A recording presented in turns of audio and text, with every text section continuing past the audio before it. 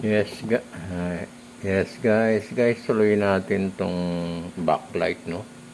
Ito yung tin-troubleshoot ko dati na nakita natin yung pang ilalim, ito, sira.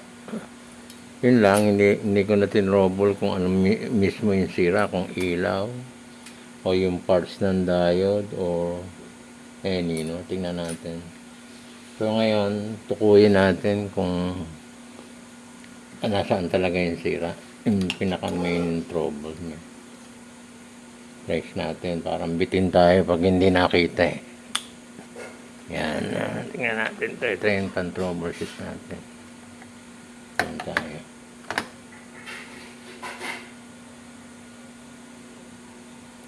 Natin dito. Yan. Okay siya. So, ito patay. Yan. So, titingnan natin kung ilaw ang sira o ano. So, i-troubleshoot natin. No? So, tabi na natin to, no? Buhay natin. Dito ang sira, dito tayo. So, trouble natin isa-isa yung ilaw niya, no? So, yan. So, yung isa okay. Yan, dapat dalawa okay siya. Ito, pangalawa. Yun. 1, 2, 3, 4, and 5. Sa dulo kompleto. So, ang trouble natin hindi sa hindi sa ilaw dahil buo lahat eh, no? Ito naman sa diode, para hindi na tayo matagalan. Okay, ito, tinesting ko na yung diode. Yan. So, nag-ilaw siya, ibig sabihin naka-series siya. Wala yung yun. Naka-series connection siya. Ang nawawala yung closed circuit niya. Kumbaga yung pinaka-load niya, no? So, dito, tingnan natin, no? So, guys, ito ang makita ko na sa inyo, no? Kung anong pinaka-main trouble. Ito. Hindi ko malaman kung anong trouble, kung ano to. Hindi naman resistor. Yan. Ito, yan.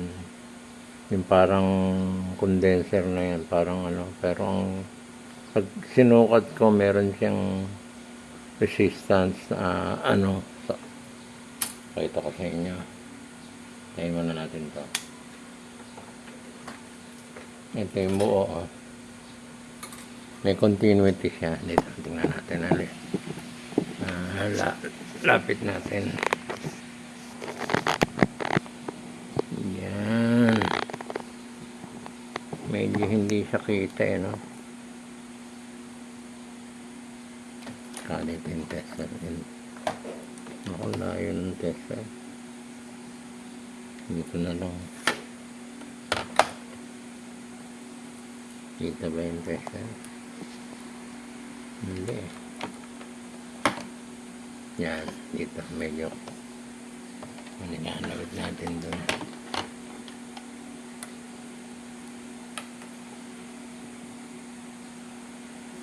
Ayaw sa patayo eh. Ako na.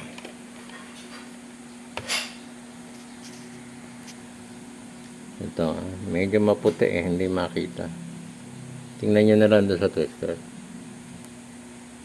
Yun. Ayun, no? May continuity kahit baliktad din natin. Yan. Yan, ito namang isa. Yan, patay. So, ang pinaka main trouble natin, ito lang, hindi yung ilaw, no? Hindi ko alam kung anong pyesa ito eh. Pailawin natin, no? Rekta natin. Kasi may continuity siya, maglagay tayo ng resistor o coil, direkta natin. So, maglalagay ko muna ako ng supply. Teka. Dito, no? Dito, kailangan ano ko lang yan.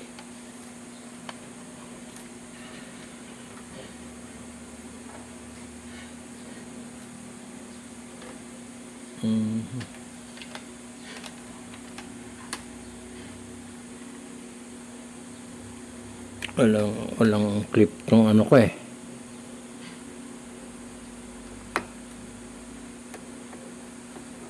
Walang clip tong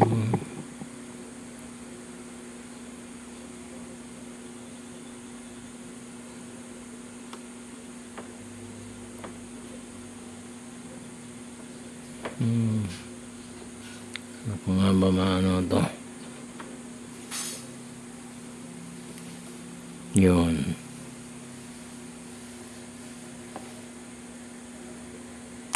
Yan guys ha. Nalagyan ko ng supply. Dito tayo sa dulo. Nakatagilid pa. Teka muna, wait ha.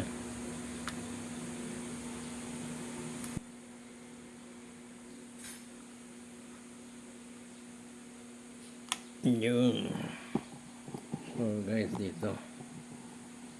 Yan. So lagay natin dito sa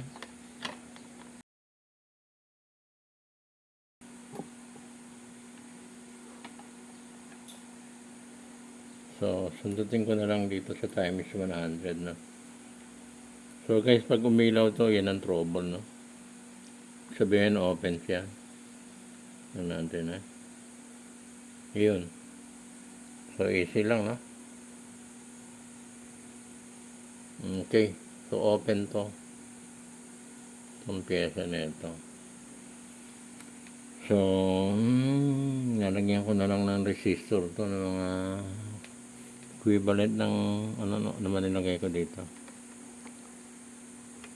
100 ohms. 100, no, mga 500 ohms siya, ano ko. Malinaw pa naman sa 100 eh. Pagtaas natin ang load.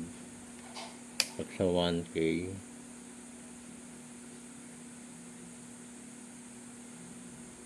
medyo lumabo sa 1K. Doon na lang sa mga 100 to 200 ganun, para malinaw siya. Okay guys, yun lang. So at least nakakuha natin yung trouble. Makakapag-test na tayo nito. Pwede na uli. Medyo mahal din eh. Pag binili mo nasa 700 yata, 800. Meron iba yung nasa 1.2. Pang LG to eh. Okay guys, thank you very much, no?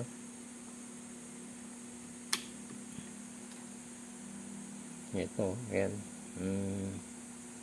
Ito. Parang ilaw siya. Hindi naman siya LED, hindi naman umiilaw eh. Ano nyo na lang sa akin kung anong piyesa to, kung yung mga nakakaalam. May resistance siya eh. Either coil or resistor. Okay guys, thank you.